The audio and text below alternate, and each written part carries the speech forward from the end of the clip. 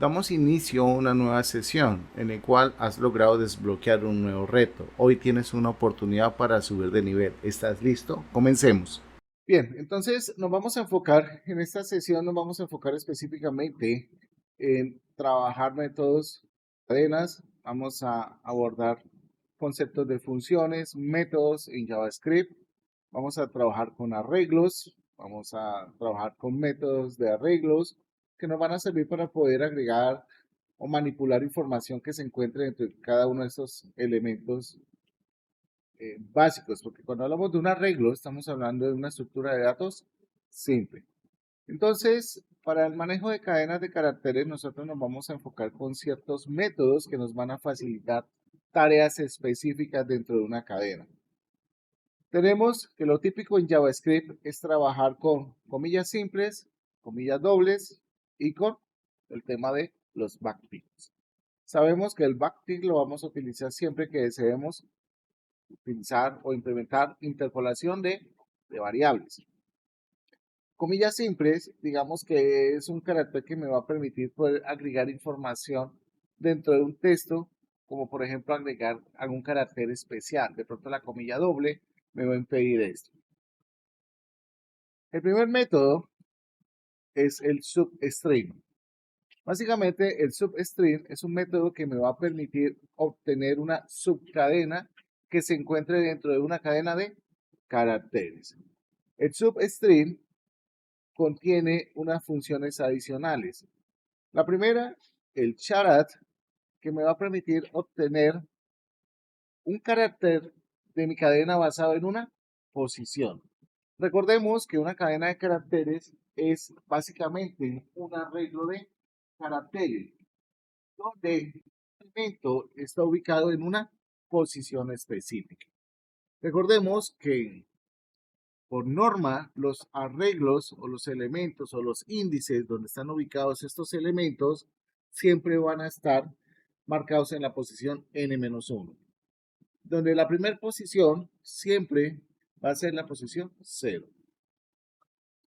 Tenemos el index_of que me va a permitir poder obtener la posición de un carácter.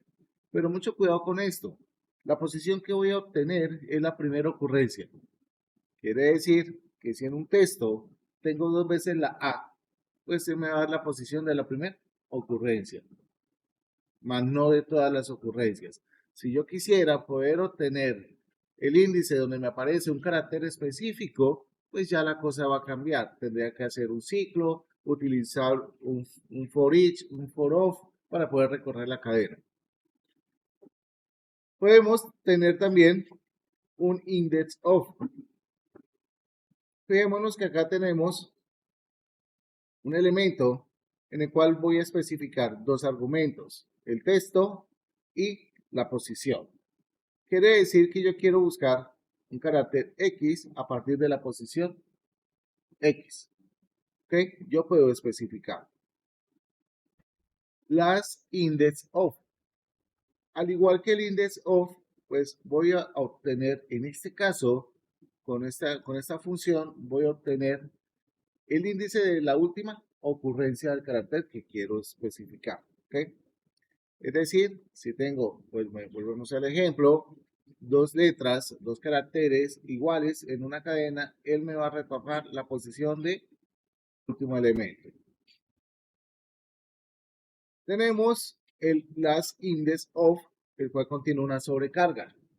Cuando nosotros en programación, algo importante, nos encontramos con dos funciones que tienen el mismo nombre, fijémonos acá, como acá, pero tienen diferentes parámetros en programación orientada a objetos, eso se llama polimorfismo. Y el polimorfismo se representa de dos maneras, con una sobrecarga y una sobreescritura. Aquí estamos viendo un ejemplo de polimorfismo, pero con sobrecarga de funciones. Quiere decir que tenemos una función con el mismo nombre, pero diferentes parámetros. Esa es la regla que se debe tener en cuenta para que se cumpla esta ley de la programación orientada a objetos.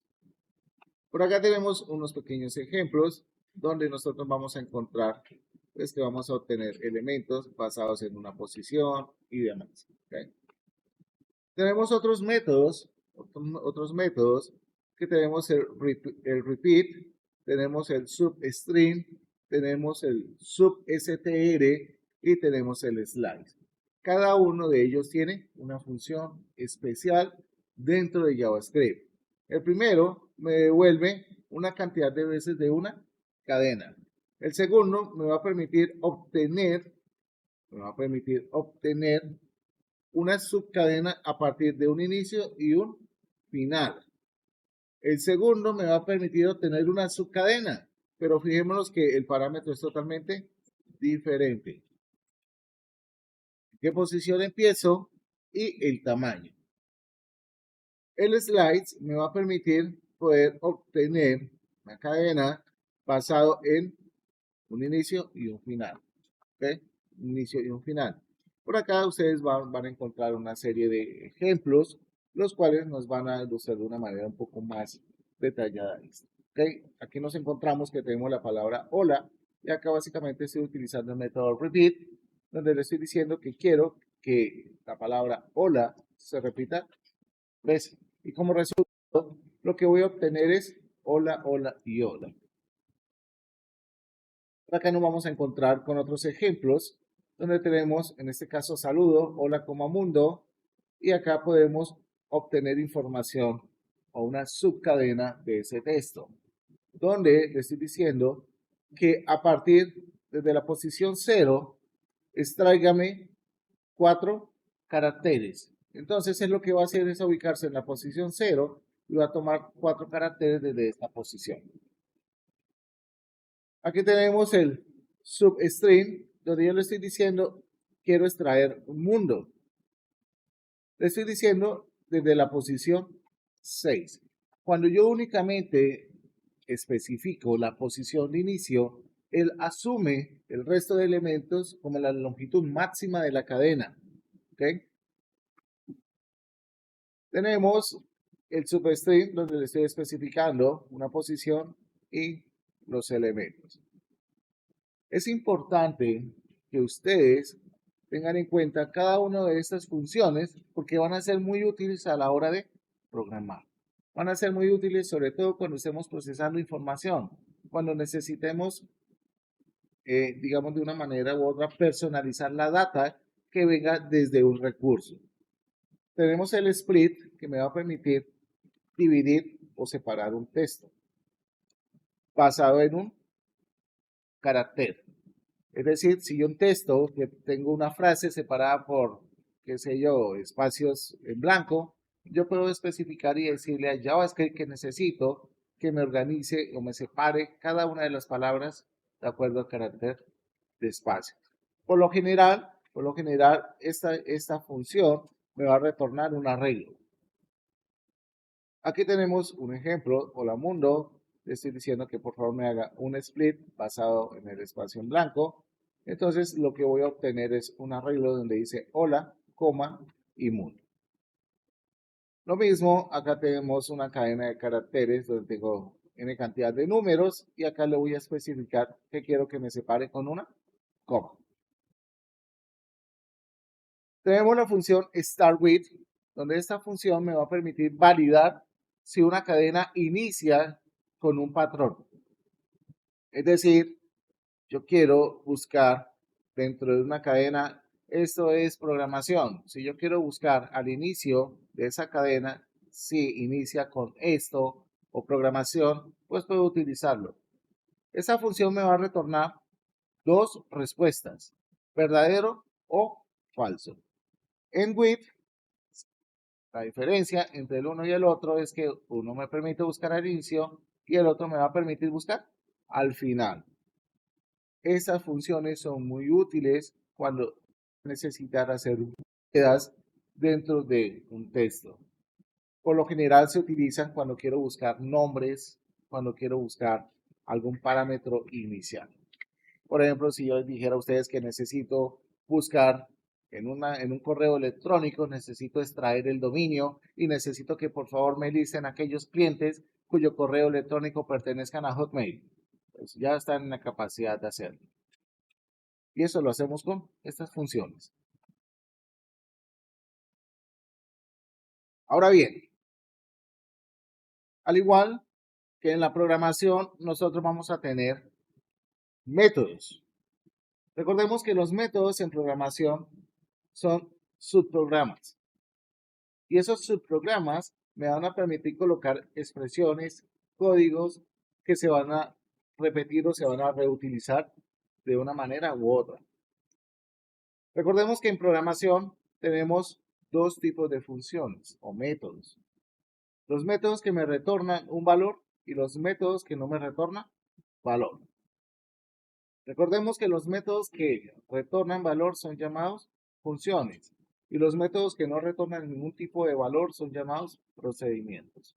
Recordemos que tanto las funciones y los procedimientos pueden recibir de forma opcional parámetros, donde esos parámetros son datos que se van a utilizar dentro del método para poder procesar y darnos una información.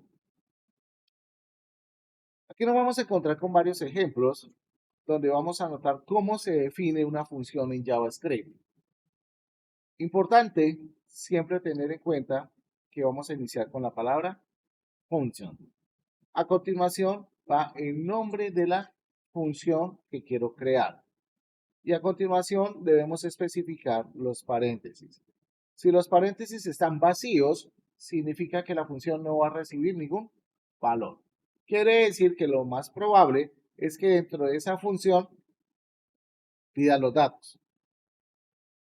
Importante esto. Si la función no recibe nada, pues sí o sí, dentro de ella debo solicitar la data. Porque una función que no reciba datos, pues posiblemente estará buscando información de variables de entorno, variables con un scope global. ¿Cómo podemos llamar una función? La función siempre se va a llamar a partir de su nombre. Cuando una función retorna un valor como esta, debemos colocar y especificarle que retorna con la palabra retorno. Y cuando yo llamo una función que retorna un valor, esa función siempre debe recibir el valor en una variable. Por lo general, uno se acostumbra a que esos valores que se reciben de una función se almacenen en una constante, porque se asume que no van a cambiar. ¿Qué pasa si lo almaceno en un LED?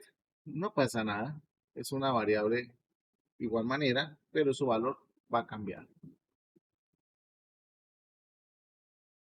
Parámetros. Tenemos que puedo especificar el parámetro dentro de la función, donde el parámetro básicamente me va a servir para poder especificar qué valor quiero que la función reciba. Y a partir de esto, pues, cómo la voy a procesar. Vamos a encontrar en JavaScript con varios tipos de funciones. Y estos tipos de funciones me van a facilitar a mí el proceso de definición.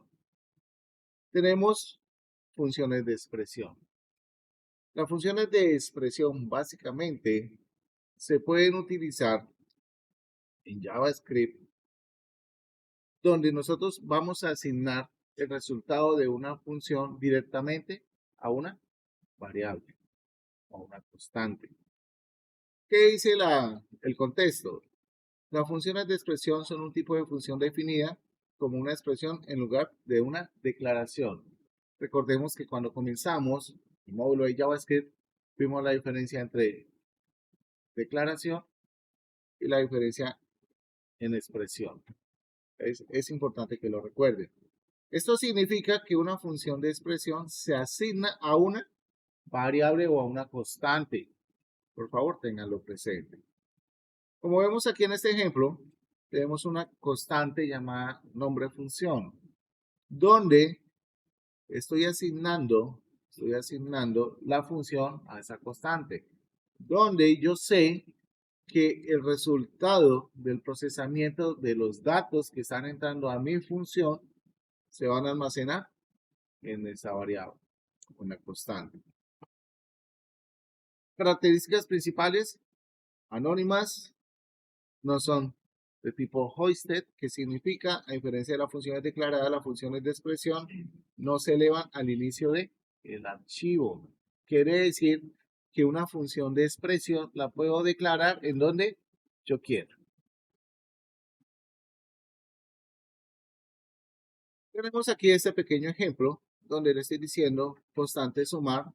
Tengo una función llamada sumar, porque realmente aquí la función, a pesar de que sea de expresión y se está asignando a una constante, debemos llamarla con un nombre.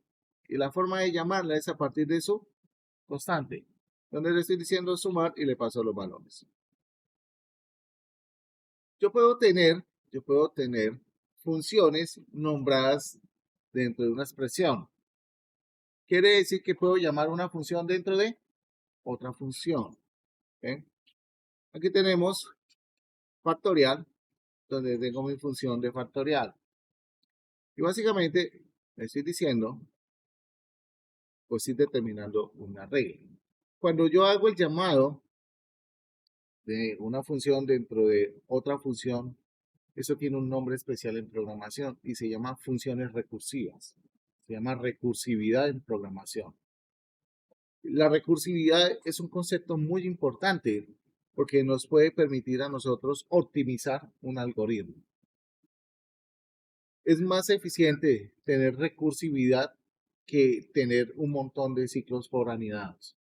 Y esto es muy importante y desde ahora en adelante ustedes tienen que tener la capacidad mental, física, emocional para determinar cuándo usar una recursividad o cuando no la necesito. Recuerden que un ciclo for aumenta el exponente algorítmico Big O. ¿Qué quiere decir eso? Consúltenlo, que es una expresión de ingeniería y optimización de algoritmos. Entonces, estudienla bastante. Entonces, en esta ocasión, una función recursiva siempre va a tener una condición. Y la condición es que la función siempre se debe acercar siempre a un final. Es decir, debemos tener una regla que me permita romper el llamado. Por eso tenemos esa condición que dice, si n es menor o igual a 0, entonces retorne 1. Y fijémonos que hay un return que dice retorne n por fac n menos 1, donde recursivamente le estoy diciendo, por ejemplo, si estoy con el número 1, entra a la función 1, n es menor o igual que 1. Sí, en este caso el factorial de 1 es 1, porque la condición me lo está dando. Las matemáticas. Si estoy pasando el número 2, el factorial de 2 es la condición n es menor o igual que 1. No, sigue. Entonces, n por factorial de n menos 1. ¿Cómo así? N menos 1. ¿Cómo sería ahí? Denso. Pero ahí lo que le estoy diciendo es que tome el número 2 y lo multiplique por el factorial de n menos 1. O sea, multiplíquelo por 1. ¿O no? Sí. Literalmente eso es lo que está diciendo. Bien. Entonces, recursividad. Es un término que debemos ir acoplando a nuestras características como desarrolladores. La recursividad nos puede salvar la vida, pero también nos puede hundir la vida si no la sabemos usar. Funciones flecha. Las funciones flecha en JavaScript fueron introducidas en el EMAScript 2015. Son una sintaxis mucho más compacta para definir funciones. Estas funciones son especialmente útiles en programación funcional. Ahí es cuando nosotros escuchamos en AWS las famosas expresiones lambda. Eso se ve muy común en C# se ve muy común en Java. AWS nos permite tener funciones lambda, donde podemos de una manera muy optimizada usar recursos sin pagar. Hasta cierto punto podemos hacerlo.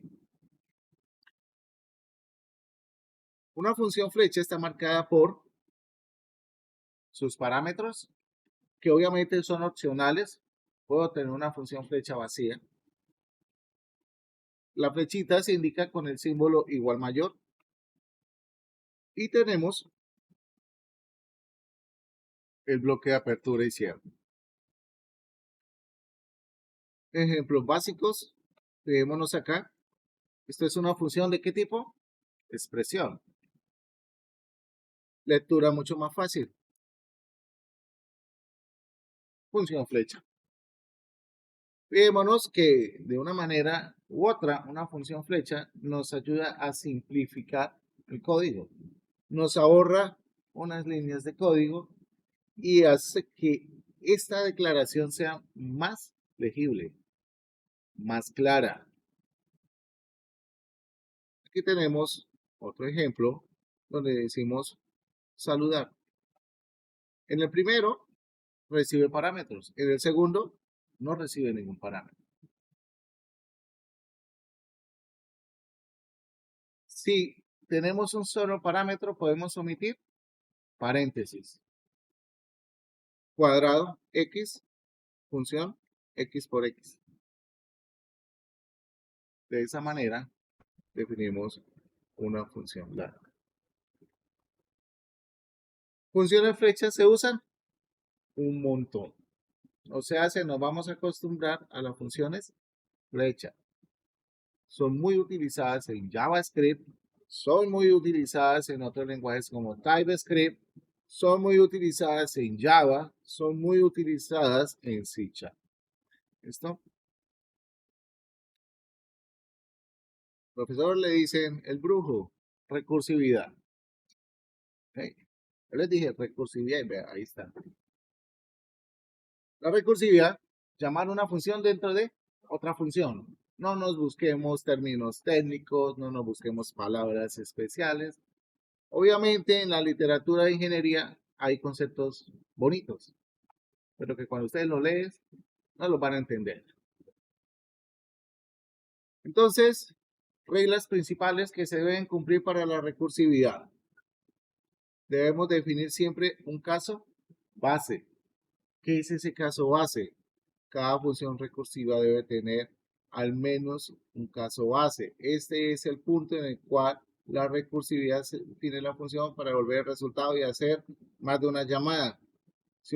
Sin un caso base, la recursividad continúa de forma indeterminada, indefinida. O sea, se convierte en una llamada infinita. Eso es como cuando tenemos un ciclo infinito que no termina. Proceso que se acerca al caso base.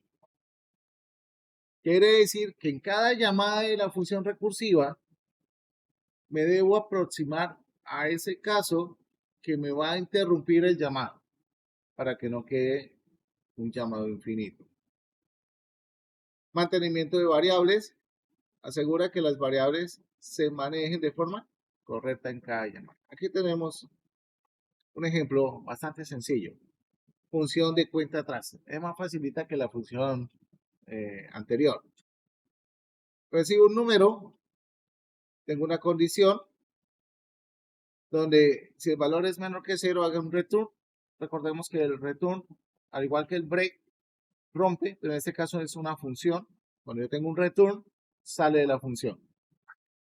Aquí estoy imprimiendo el valor. Y acá dentro del mismo cuenta atrás, le estoy diciendo llámeme a cuenta atrás menos 1. Y ahí entonces tenemos el valor.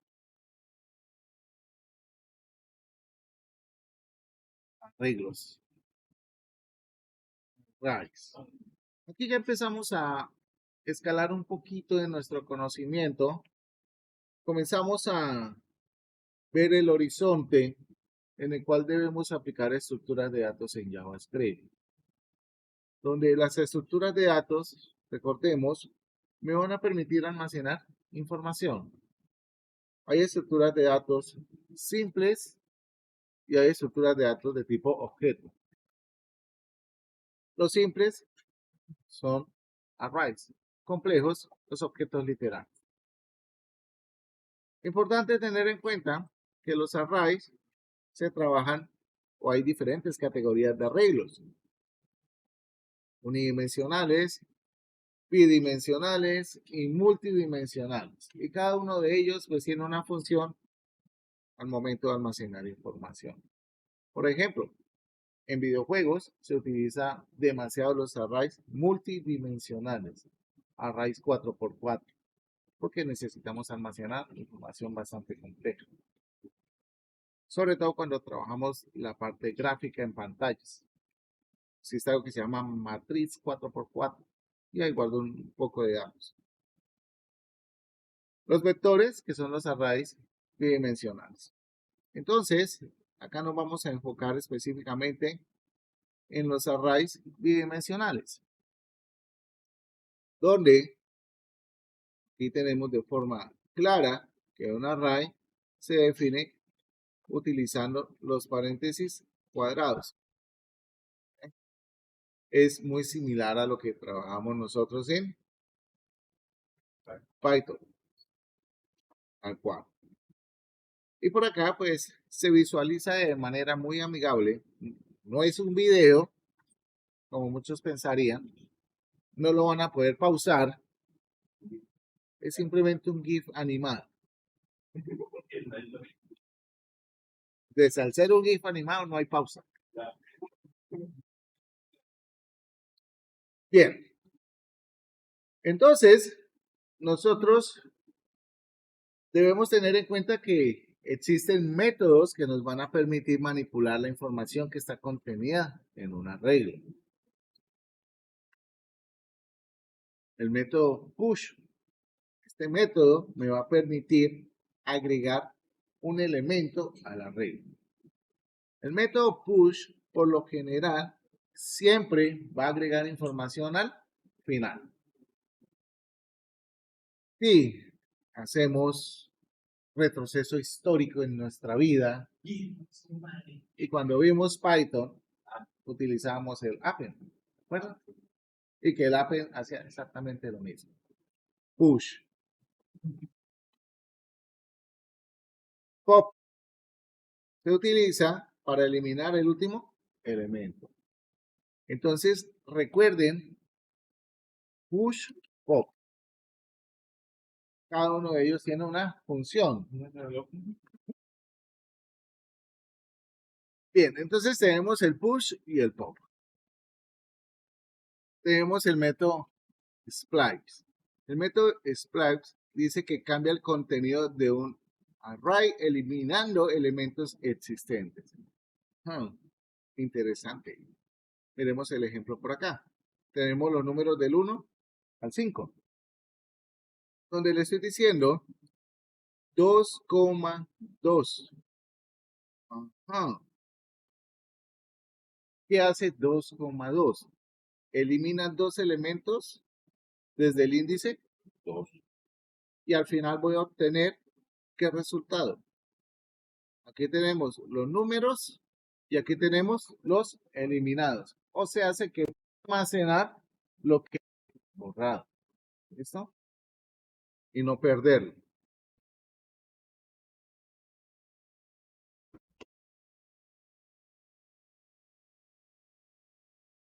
Yo también puedo agregar elementos utilizando este método. Veámonos, acá tenemos un ejemplo de un arreglo llamado frutas, donde frutas contiene manzana, banana y cereza. Donde le estoy diciendo, venga, necesito que me haga un favor, necesito que agregue estos elementos kiwi y mango y lo haga en la posición 1,0. Uy, ese 0, ¿qué significa? Le estoy diciendo, ni se le ocurra eliminar los otros. O sea, inserte, pero no me borre lo que está en esa posición 1. ¿Listo? Entonces, coge la posición 0, posición 1. ¿Qué sucede con la banana? La corre e inserta kiwi y mango. Y me queda el arreglo. Vamos entonces a revisar otros métodos. Fijémonos que los métodos en JavaScript son muy flexibles y gracias a esa flexibilidad nos permite a nosotros poder manipular la data como queramos. Fijémonos, acá tenemos otro arreglo de colores donde le estoy diciendo 1,1 amarillo. Entonces aquí lo que le estoy diciendo es que tome el elemento de la posición 1 y borre 1. Lo borre. Entonces va a reemplazar el azul por amarillo. ¿Listo? Yo puedo mezclar edición con eliminación. O sea, puedo agregar y puedo eliminar. ¿Listo? Entonces fijémonos acá. Le estoy diciendo 1,1. Quiere decir que vaya en la posición 1, borre 1, pero adicionalmente agregue. Esto es después de eliminar.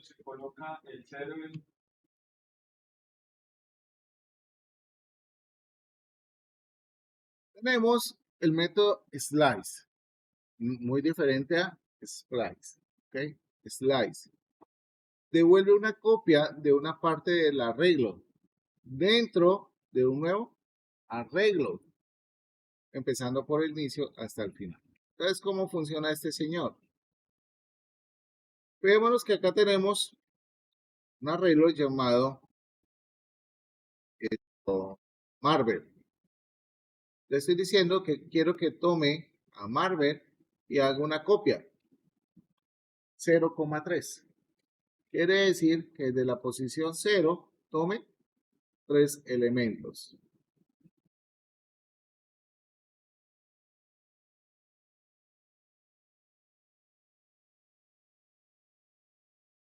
Entonces, fijémonos que en la parte inferior estamos haciendo la presión de nuestro arreglo. Lo estamos haciendo en formato tabla, donde podemos ver que tenemos el resultado final. Estos métodos son muy importantes, sobre todo a la hora de procesar información que nosotros traemos de una petición HTTP. ¿Okay?